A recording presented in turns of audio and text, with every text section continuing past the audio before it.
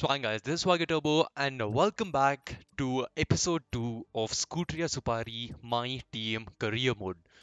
Unfortunately, we still don't have any of the major upgrades going in for Imola, which is kind of sad, but at the same time, it's going to come in for the next race, hopefully, and we get our first potential rivals. And looking at them, it's all from the top three or top four teams right now, and there is no way I'm going to choose one of them as rivals because our car is not really up to the mark as of now.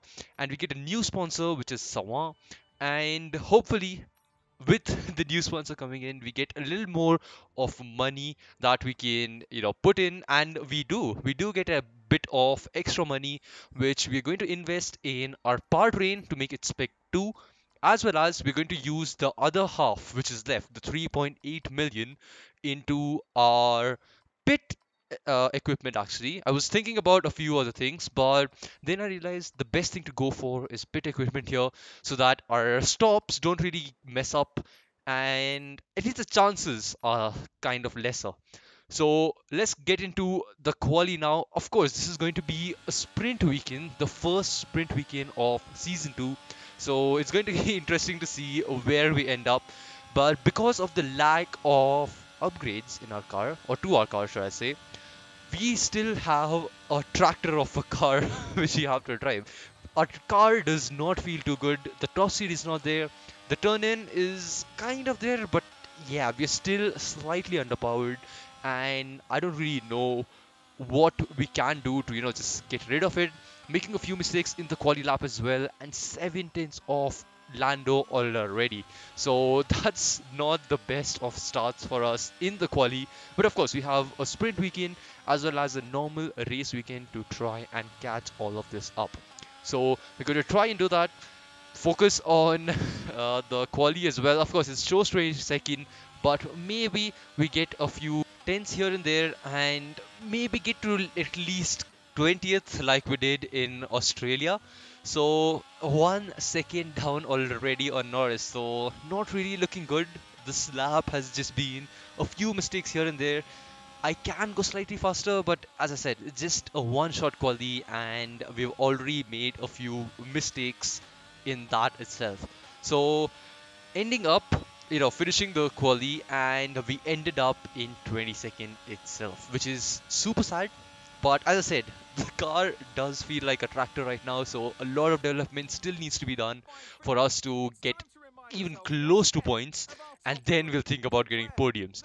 But yeah, not really that big of a margin between us and our teammate Jehan, so that just shows how bad this car really is. So after the upgrades, hopefully our second half of the season is way better than this. Off the back of a fantastic qualifying session, it's time to see how our starting grid looks for today's sprint. A fantastic effort from Charles Leclerc yesterday, and it's put him on pole. And Lando Norris lines up alongside. Considering the rest of the grid, we have Sainz, Verstappen, Sergio Perez, and Fernando Alonso, Russell, Hamilton, Ocon, and Daniel Ricciardo, Gasly, Albon, Yuki Tsunoda, and Liam Lawson, Vettel, Joe, Nicholas Latifi, and Kevin Magnussen, Mick Schumacher, Daruvala, Stroll, and Kumar.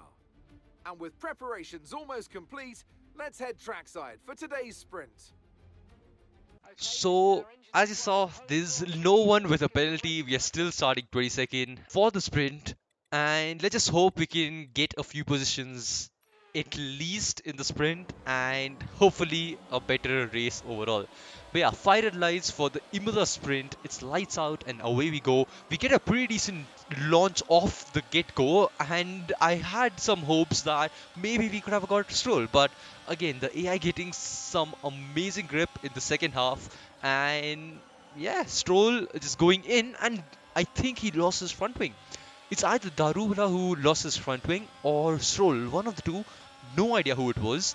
And there was a front end plate which was, just flung in the air. So we'll have to see whose that is. And going down the inside of almost 3 cars here, having a bit of contact with Kevin Magnussen over here. And thankfully, it was not him who lost the wing. So I even went into the replay and checked that Schumacher had a contact in front and he lost the wing. And thankfully, Kevin Magnussen did not lose his wing. You can see that Schumacher is going into the pits.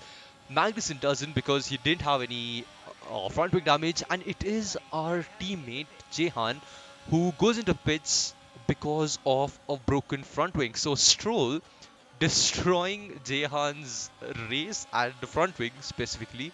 And I think he also goes into the pits because of that. So three people's race is completely shattered already because virtual safety car is going to end right as I'm saying that. It just ends over here, and all of us are just grouped up like it's a proper safety car and not just a virtual because the race just started and all of us are in close quarters right now. So we need to obviously stick behind Latifi here, not let Magnussen through. I feel like we're going to have a proper battle with the both the horses throughout this series because they are the closest to us. And while I'm saying that, we have two major movements which almost, sent us to the back of Latifi. But thankfully, even Magnussen had the same kind of movement as us, and both of us did not collide and get any damage. Skipping to lap 3 now, we are right behind Latifi. We will be getting DRS in this lap, so let's try and use that and overtake the BMW powered Williams, which is right in front of us. So using a lot of ERS as well, I have been saving, actually not even saving, we have been using it here and there, and our ERS package is actually pretty good. So this is something which I didn't realize in the last race as well, but Latifi going extremely defensive, we dive it down the inside, and wow, the AI are just battling for that position.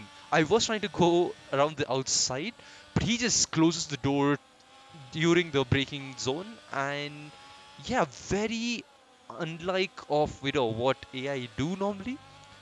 But yeah, that's just super weird that he moved last second and we had to just dart down the inside, and at least we made the move stick.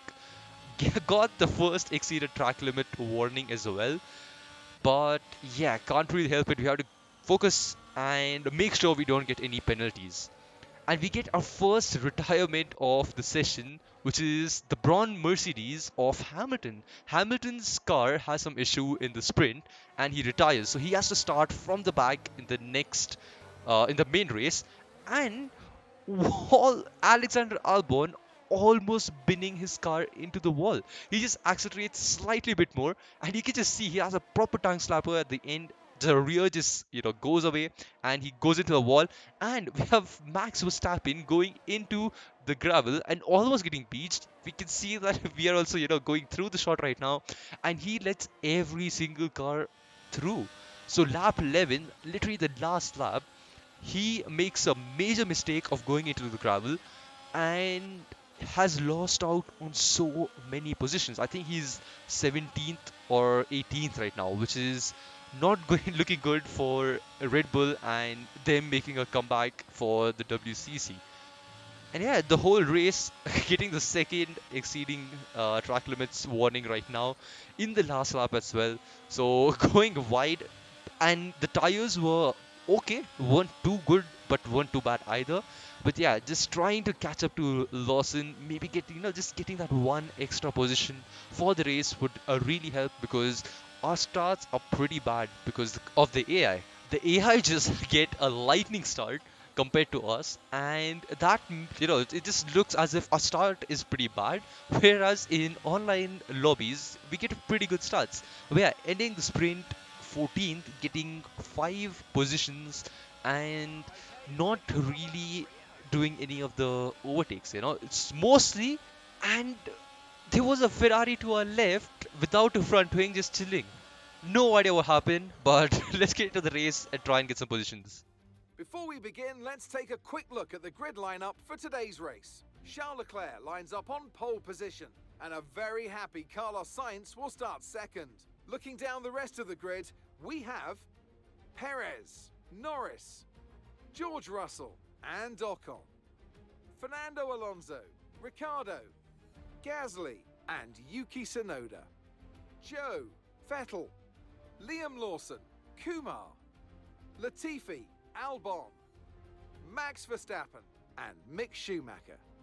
Stroll, Magnussen, Deruvala, and Lewis Hamilton rounds off the grid. With preparations almost complete, let's head down to the track. And for once, Jihad is not starting last. Hamilton getting a penalty which puts him at the back of the grid, and it's getting to 5 red lights for the Imola Grand Prix. It is lights out and away we go. We get a very decent start yet again compared to Lawson, and we are already overtaken by Albon. This is what I was talking about. The AI get lightning starts, and somehow we have kept 14, and I had to go wide just to avoid collision with Vettel in front, and that just messes up the whole momentum that we had. And we're going side by side with Liam Lawson, our ex-teammate, and again just dipping our tires slightly into the grass, completely pushing Albon wide. But the car was just understeering like crazy, and we couldn't really make a move over there. And thankfully, Albon didn't get any wing damage. Verstappen is right behind us. Of course, he's in a completely different league with the kind of car he has. So I will try and just let him through and maybe just follow him behind Lawson, and maybe get a position on a free position on Lawson. So we still have 32 laps left of this race. So it's going to be a marathon and not a sprint. Hopefully that doesn't backfire at us. But yeah, we have a long way ahead of us. It's just lap one now. A lot of carnage, a lot of the first lap was just me going wide in so many places, but still we have 14th, which is very this is just mind blowing because we had so many issues. We went super slow as well, using a lot of ERS trying to get close to Lawson. And are we going to go for a move down around the outside actually? And we do. We go around the outside, but we get pushed slightly wide onto the sausage curbs, and Verstappen overtakes us. And we go into the gravel trying to give both of them space, and Albon overtakes us. And so does Latifi. Latifi goes down the inside, but thankfully we can keep it in front of him, going again into the gravel, and somehow we are in front of Latifi. I was for sure, I knew it, that we are going to lose a position or two to Magnussen and Latifi right behind us, and Magnussen going for a move down the inside of a place where we can't really go side by side. I go slightly wide, thankfully. Strict corner cutting didn't really give me a warning, and Magnussen again tried to go for a move, thankfully backs out of it. And while he's backing out, Magnussen loses a position to Latifi. So this is our chance to extend this lead that we have on Magnussen, because as I said, Haas is our closest competition right now. Skipping lap 4 now, end of lap 4, we have caught up to Liam Lawson in front. So Lawson actually had a few issues here and there with his Audi. So we were able to catch him up, and this is going to occur later on in the video as well, where one of the Audis is slow because of an engine issue, and that's what at least Mark told me. Breezing past Lawson over here. If you don't have DRS and the guy behind you has it, there's literally nothing that you can do to keep the car behind. And yeah, you can literally dump all your ERS. The DRS is just a way too OP though. With even, let's say, if I dump all my 100% of ERS, the guy behind with DRS will probably overtake me. But yeah, end of getting into lap 9 now, and Lawson is right behind us yet again. We haven't really pulled out a gap or even closed up to Joe, and Lawson's engine issue that he had has been resolved. So he is coming back at us slowly but surely, and I go wide, going over the sausage curbs yet again, and we have floor damage now. But I am going to try and defend on the inside, giving him as much space as possible. Slight bit of squeeze coming out because, yeah, I couldn't really turn more than that. And here's a quick replay of that move that we just did. So pretty decent defense, giving each other space, and Lawson does slow down. So overall, we do have a proper 7/10 of a second gap. And lap 13 now, we get into the pits. Nothing really happened in the race because, as I said, our car really felt like a tractor, and the tire wear was still pretty bad. Obviously, we have the upgrades on, so we are gonna get into the pits. And this is when I saw that our pit crew looks so very nice. I was literally looking back at the pit crew as well. The uniform, the white, orange, and green, I obviously changed the colors a little bit to match the whole outfit, and it looks very, very decent. And Daruvala, who actually did pit way earlier than us, in lap 2, I'd say, he is 3 seconds behind. So we have to make sure these tires are up to temperature and yeah, just in the right working range. We have Hamilton yet again. No idea what happened to him, but he's behind us, and that's what matters. We are racing for position, obviously, so I'm going to give him a hard time.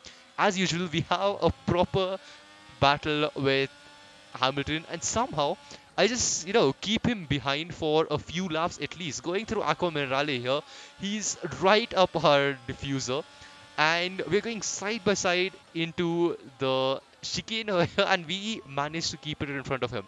This place, out of Aqua Minerale, our defense has been pretty damn good, and I realized that with the help of DRS, I can get Hamilton back. So I let him through the DRS detection zone and make sure that we get DRS. So this is like we're basically playing chess over here. So he makes a move, I make a move yet again on him, and somehow we just come out on top. So season 1's battle is just continuing in season 2. So Hamilton would be a great rival for us. Going wide while I'm talking about that. But yeah, as I was saying, even he had a issue over there, and Hamilton would be a great rival for us in game for season 2, but our car needs to develop a lot because at this point I'd say Magnussen would be a pretty decent rival for us because the Haas and our car is pretty much on par. Sometimes we are faster, sometimes the Haas is faster. It's mostly track dependent. So Hamilton right behind us yet again. He has so much overspeed and he's just way quicker than us.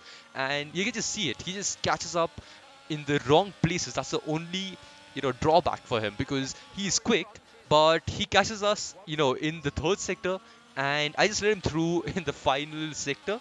I mean the final turn, get DRS and overtake him. That's what we did in the first time, but this time Hamilton and Magnussen are going side by side, and what a move this is by Magnussen. Magnussen going around the outside of the penultimate and the final turn, getting DRS and overtaking Hamilton. And Hamilton won't have DRS now, so maybe Jehan, our teammate behind them, who was, I'm pretty sure, under 1 second, gets DRS and tries to get Hamilton here. Skipping to lap 21 now, Hamilton is right up our diffuser yet again, and this time around I don't really think that, as I said, using ERS is kind of pointless. I brake early as well because I didn't want to have any contact with Hamilton. I knew that he's again in a very quick car. There is not much I can do against him, so I just let him through and focus on Magnussen, who's right behind us. As I said, realistically speaking, Haas is our main contender, right? Our main opponent actually right now, and as a rival, we have to try and keep him at bay. Lap 23 now, getting super aggressive and tries to go down the inside. We bang wheels, and thankfully there is no front wing damage. Magnussen does overtake us because we went over the sausage curbs, which slows down super hard. And yeah, we are right behind Magnussen now, and Jehan is right behind us. So I want to obviously try and keep Jehan at bay as much as possible, and they just try and do that by sticking in the DRS zone of Magnussen. And we do that. Skipping to lap 27 now, Joe has a problem, as I said earlier. Audi had some power unit issues, and that's what is happening right now. And we are going for a move around the outside, a very unorthodox move in a very weird place, I should say. And Magnussen tries to go for a move here, does slow down because there was no gap, and going around the outside, carrying more speed, we just re-overtake Magnussen, and guy Joe in front of us is going to give us DRS, so we can actually streak ahead of Magnussen here. So all we have to do is overtake Joe, make sure his line doesn't get disturbed, and that's pretty much it. We will get DRS, we can overtake Joe over here, and hope like hell that he keeps Magnussen at bay. Going side by side with Joe now into turn 1, almost bang tires, and we do. We bang tires, somewhat similar move to Magnussen, but this time, thankfully, we can keep it in front of Joe, and this is going to give us the breathing space that we need. Let's just stretch a little bit and try and keep it in front of Magnussen. Lap 31 now, the penultimate lap, and we are going into after Aqua Minerale, we're going into the chicane, and yet again we have pretty good defense over here, and the same idea clicked to me. I was like, you know what, if I let Magnussen through here, I can use my ERS, which I've been saving because I knew that Magnussen is faster. So I have been saving ERS to dump it in the last lap, and this is actually perfect because we will get DRS. Magnussen will be dumping ERS as well, but because of the help of DRS and it being so overpowered in Imola, we are going to go side by side into turn 1, and hopefully this time we can keep it in front of Magnussen, and we do. We have kept it in front of Magnussen just slightly though, and I have to make sure I don't make any mistakes. Max Verstappen setting the fastest lap, but he is a couple of positions behind us, so he is not going to get any points for that. And Red Bull is going to be sad about it because, as I was saying, they were really close to winning the constructor championship. They were 44 points ahead, but a mishap in the last and final race just stole it from them, and Ferrari won it. So obviously they are trying to get back, and Charles Leclerc wins it. The reigning world champion has won the Imola Grand Prix, and this is going to be super exciting to see what happens with us. We are just the one extension away from a penalty, and Magnussen slows down. Thankfully, that just gives us the breathing space that we really need, and that's the only reason we are going to get 14th now. Because if you were going side by side over here, I'm pretty sure out of the last turn he had more pace to overtake us, and that stress is just gone now. It's only 14th, but this is a car which is pretty much the same car as last season. We still don't really have that many upgrades in. The only upgrade we got was fuel efficiency and ERS, and the ERS is really seen, clearly. But yeah, finally, Ferrari win a race again, and it's a 1-2. Who would have thought? It's a 1-2 for Ferrari and third for McLaren. So it's going to be extremely close between the top four teams at least. So we have to see, who comes out on top by the end of this season, of course. But this is the first win after Ferrari and Alfa Romeo partnership, and we just have to see if this continues, or can Red Bull or maybe even the Braun Mercedes try and make a comeback and dethrone Ferrari from being the WCC, basically the champions. And who can dethrone Ferrari? Because right now, Braun Mercedes is in a perfect spot to do it. Red Bull hasn't really been up to the mark and has had two disappointing races, so I don't even think they're in the top four right now, or the top three, should I say, because Alpine and McLaren are doing pretty decent and getting the points that is required early in this championship. So, who is going to win the WCC in season 2, and will we be able to get some points is something that we'll have to see. Of course, next race, hopefully we get the get into points because of the upgrades that is coming in, and you can just see the 33 points for Charles Leclerc. Mercedes was on 36 overall in the last, after the first Australia race, and Leclerc already is on 33.